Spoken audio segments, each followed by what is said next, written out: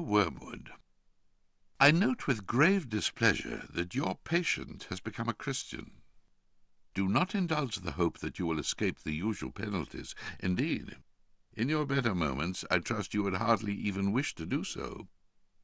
In the meantime, we must make the best of the situation. There is no need to despair.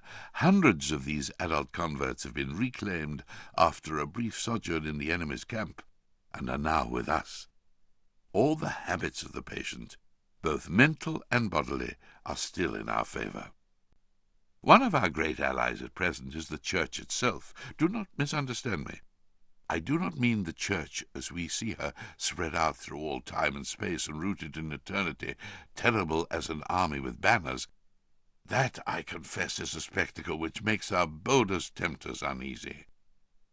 But fortunately, it is quite invisible to these humans.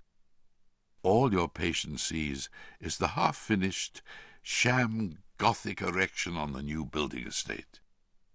When he goes inside, he sees the local grocer with rather an oily expression on his face, bustling up to offer him one shiny little book containing a liturgy, which neither of them understands, and one shabby little book containing corrupt texts of a number of religious lyrics, mostly bad and in very small print.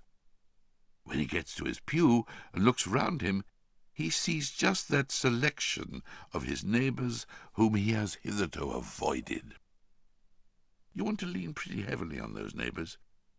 Make his mind flit to and fro between an expression like the body of Christ and the actual faces in the next pew. It matters very little, of course, what kind of people that next pew really contains. You may know one of them to be a great warrior on the enemy's side. No matter. Your patient, thanks to our Father below, is a fool. Provided that any of those neighbours sing out of tune, or have boots that squeak, or double chins, or odd clothes, the patient will quite easily believe that their religion must therefore be somehow ridiculous.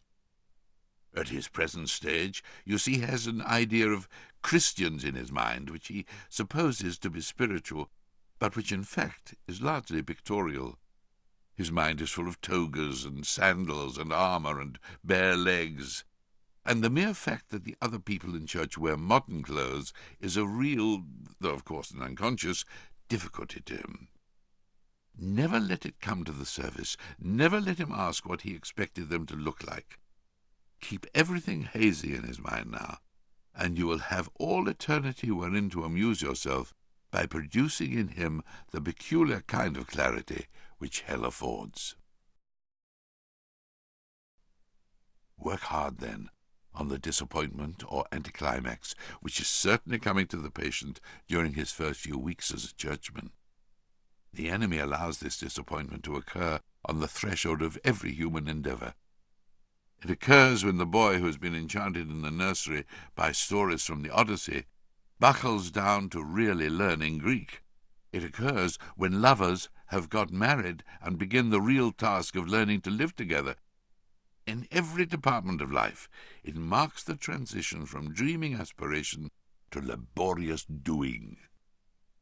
The enemy takes this risk because he has a curious fantasy of making all these disgusting little human vermin into what he calls his free lovers and servants. Sons is the word he uses, with his inveterate love of degrading the whole spiritual world by unnatural liaisons with the two-legged animals.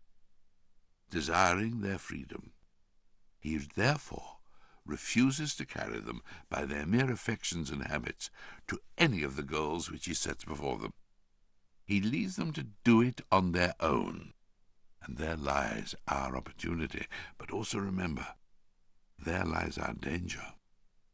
If once they get through this initial dryness successfully, they become much less dependent on emotion, and therefore much harder to tempt. I've been writing hitherto on the assumption that the people in the next pew afford no rational ground for disappointment. Of course, if they do, if the patient knows that the woman with the absurd hat is a fanatical bridge player, or the man with squeaky boots a miser and an extortioner, then your task is so much the easier.